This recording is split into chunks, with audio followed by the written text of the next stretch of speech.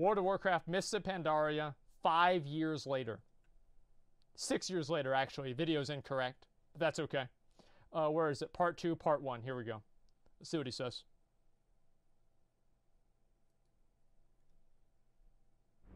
I should turn this up a tiny bit.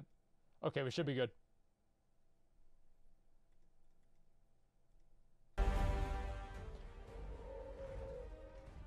Hey everyone, and welcome back to another World of Warcraft video. Mists of Pandaria released 5 years ago. It really is amazing how fast time could fly. As I make this video, we are a month away from BlizzCon, where Blizzard will be announcing World of Warcraft's 7th expansion to date. Mists of Pandaria represented a change in direction for World of Warcraft in so many ways, and it's easily one of the most interesting expansions to look back on now that the dust has settled. Mists of Pandaria was purposefully different from prior expansions. Rather than focusing on a Warcraft RTS villain and a landmass, Mists of Pandaria pretty much tried to be different. Blizzard attempted to tell a cohesive story over the course of the expansion, famously starting off with no clear title villain. Many of the design cues of modern WoW end up finding some of their basis in what the team did with Mists of Pandaria, making it a very fascinating expansion for us to take a look at today. In this two-part retrospective, we are going to delve deep into all aspects of Mists of Pandaria. Today, we are going to focus on the announcement, development, and early days of this expansion. Then, next week, we are going to talk about what I think many consider to be the expansion's redemption, its content-rich patch cycle, the format of which can actually be seen in Legion today. Okay, let's get rolling with the announcement. First, we need to set the stage. World of Warcraft Cataclysm was a troubled expansion. The team stretched themselves too thin with the world revamp. Things were off to a pretty rocky start with heroic dungeon difficulty situation, and the endgame ended up wearing thin quite fast. Even as the patches began to roll out, there were still problems. What the fuck is that? The Firelands was great, but it was a small raid. I've actually never seen this cinematic. Wanting to do 2 raids for that tier. All the while, World of Warcraft subscription numbers were doing something that essentially was unprecedented. They were falling. Now, while that might be normal to us now, back then it really stung. That's so sad to say that. By the time BlizzCon 2011 rolled around, the game had lost nearly 2 million subscribers. It was at this BlizzCon, just a month before the Dragon Soul raid release, that Mists of Pandaria was unveiled. My friends, war is coming. And it's not going to be pretty. There he is, dude. Unless, of course, you're playing a Blood Elf. This next expansion set is set in a place that has been lost to time. Here we go. Until we arrive. It's just possible that the curious race we're going to meet in this mystic land, he was the best announcer may just teach us for like all BlizzCon about who we are by a fucking mile. So without further ado, proud defenders of Azeroth, behold Look what at that. The future has in store for you all. Look at so the reaction badass, to this expansion was strong, as with any other, perhaps even stronger, but definitely not in the same way. To say that this was divisive would perhaps be an understatement. Some players were angry, many were confused, but equally, many people did see some potential in this expansion. I thought it was an April Fool's joke. It was definitely a departure from what we had been used to, though, and really in so many ways. People saw a different feeling art style. Sure, the trademark Blizzard chunkiness was still there, but the Asian influences did lead to a game that looked quite a bit different from what people had been used to. Many people felt that the Pandaren were a joke race. You know, likely a perception that was helped by their sort of jovial animations and the proximity to the height of the Kung Fu Panda franchise's success. At this stage, no one had really seen what the wider expansion would actually be.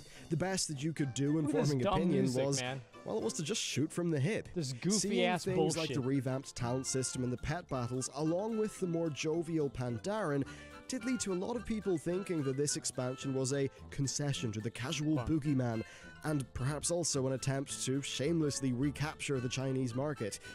I was somewhat in the middle. I wasn't thrilled, but I was willing to give it a chance. That's the way that I felt too. Looking back through the announcement trailers and videos and just I even content have like in general, videos of myself talking about Mists of Pandaria this back then. bizarre reaction reflected in that dislike bar. It's not a perfect metric, but it's rare that anything other than a store mount trailer would get such a response.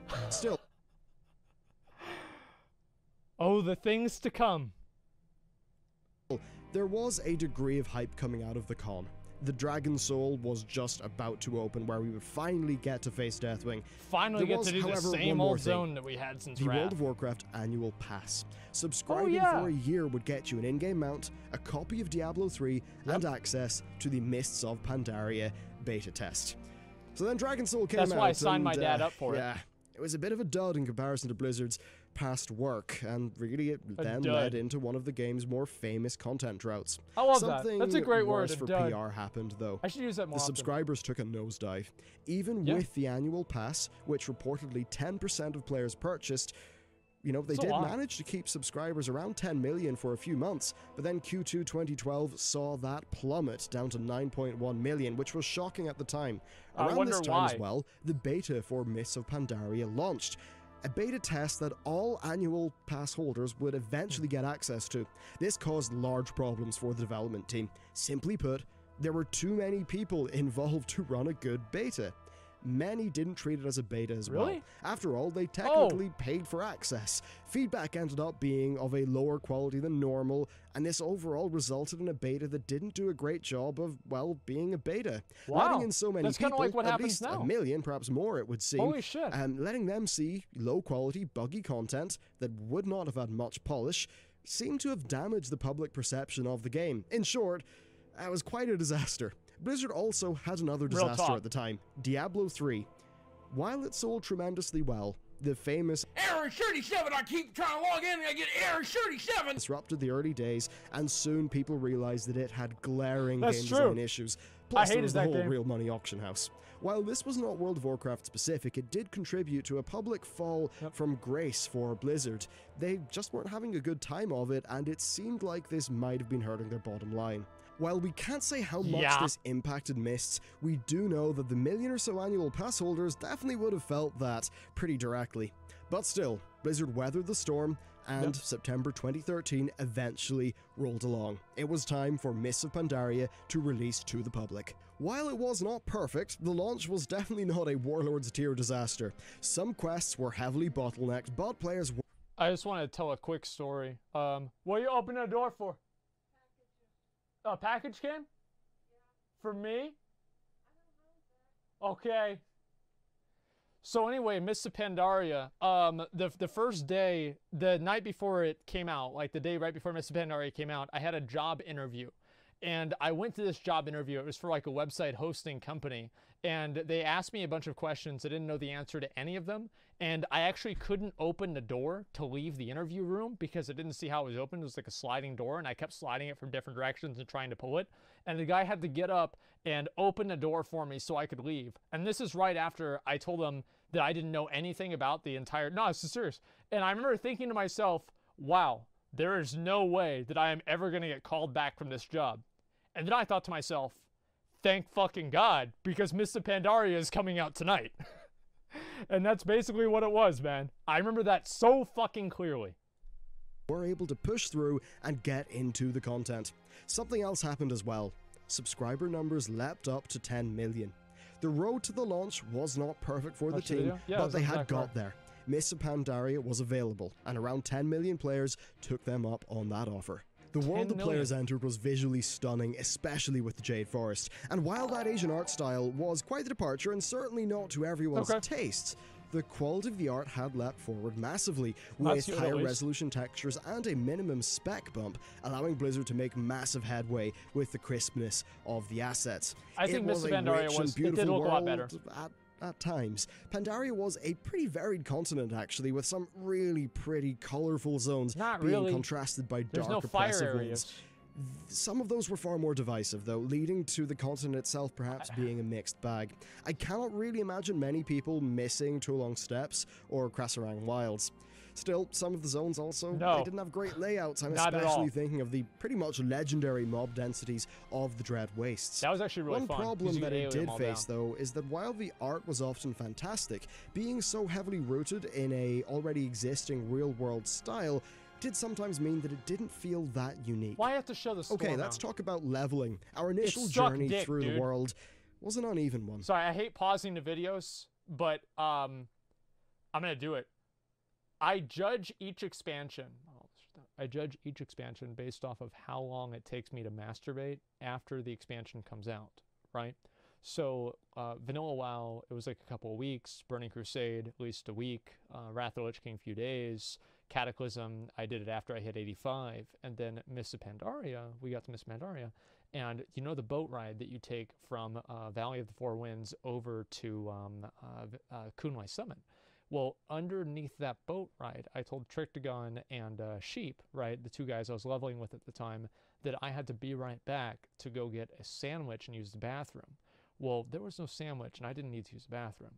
And so I got to level 87 in Mists of Pandaria leveling. That's how fucking bad that it was. And in WoD leveling, I did it before I even started because I couldn't log on. So, yeah.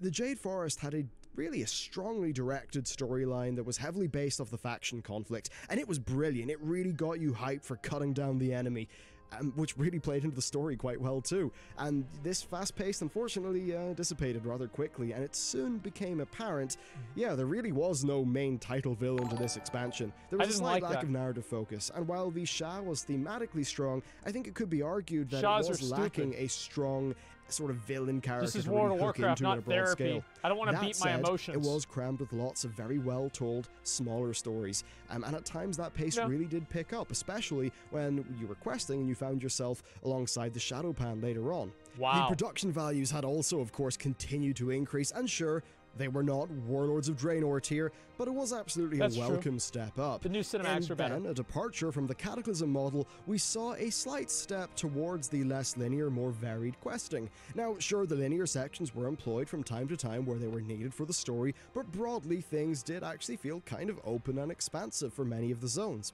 For me, though, I struggled to find a compelling hook with this questing. I really enjoyed the Jade Forest and that story, but I felt that it really tapered off. And sure, you know, there was the odd bright spark past that, but it didn't hold me. At the time, I was starting university, and combined with not really being hooked, I took a break.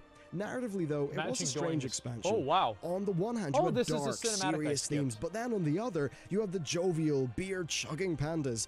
Now, I'm all for a bit of levity, but I think they misjudged the Pandaren greatly, and this is something which sadly persists to this day, with the Legion Order Hall campaign for the monks basically being a quest for beer. I think this is one of the core problems with the expansion. They played into people's expectations of the Pandaren being a Kung Fu Panda joke race, and they didn't stick to the rich lore that they had developed for them.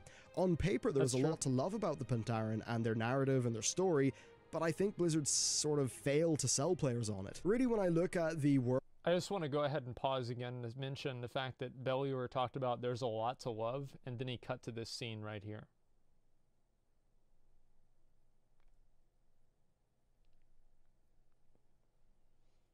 World of Mists of Pandaria and some of the narrative, I think it's a textbook example of there being a disconnect between the developers and the audience. In my view, much of the expansion oozes style and passion from the devs. It really feels like a labor of love, which makes it all the more sad that they weren't really able to sell people on a lot of the elements. Because but still, leveling and story aside, the endgame really does have to stand up in an MMO. So the endgame... It followed a familiar enough formula, but with some key differences. First, the raids opened up over time, which of course is something that Blizzard would continue to employ with future expansion packs. I thought that was good. This was the first expansion that launched with Looking for Raid from the get-go, which itself had seen some major tweaks since the introduction of the Dragon Soul raid. As you can imagine, though, LFR was still a very contentious design decision at the time. While the raids themselves ranged in quality, Heart of Fear seemed to be a bit of a dud aesthetically for many, and some of its bosses, I'm looking at you, Amber Shaper, were absolutely infuriating. But Mogushan Vaults to me felt like quite a nice introductory raid, and Terrace of the Eternal Springs was quite good. I hated Terrace. Although I definitely feel bad for the progression raiders who had to deal with that, you know, crazy heroic difficulty and boss that... So, Shah of Fear had an end boss. The way that you would deal with Shah of Fear in order to avoid getting sent over to a platform is you would have the first group of Shah of Fear just go sent over to a platform and go literally AFK until the last phase begins. So, I volunteered to be the person to go AFK, and there were a couple of times that I actually went AFK, and I never came back for phase 3. And it was actually my favorite boss to progress on, because I didn't have to progress on it. took like a really boring 20 minutes, but we can let that one slide. Yeah. Alongside that, of course, we had dungeon content, which was quite easy indeed. While challenge mode existed, it was not really meant to be rewarding in terms of player power. It was more of a competitive badge of honor thing, so it didn't see massive participation Challenge from the modes player are base. fucking amazing. World of Warcraft still, of course, at this time, operated with justice and valor points, so players would still have a reason to partake in this dungeon content pretty much for the duration of the expansion. One thing that Mists of Pandaria did do is it doubled down on daily quest content at the endgame. I thought this that was expansion fine. had a lot of reputation factions, and some of those factions were actually replicated behind other factions, so it was a big layer cake of stuff to do. There was also the fact that you couldn't really farm rep with dungeons and tabards as you could in Cataclysm, which was that fine. wasn't carried forward into Mists. That and then was at the fine. same time, Blizzard removed the daily quest limit of 25. Quests also gave you 5 valor points, which, combined with the very important, sometimes rep-gated rewards, kind of resulted in people doing a lot of quests, and I mean a lot of quests, every day, for weeks. I remember I would go and do Calaxy quests with my mom, okay? And that was like the thing. It was like a mother and a son, experience as we'd go, hey, do you want to go kill some fucking bugs? And it's like, yeah, let's go. And we would go do the Calaxy quest together. The reason why the daily quests were so badly received, Bellier might not remember this, but I absolutely do. The reason that they were so badly received is the fact that whenever you got to Exalted, the rewards for getting Exalted were just the ability to purchase an item and not necessarily the item itself.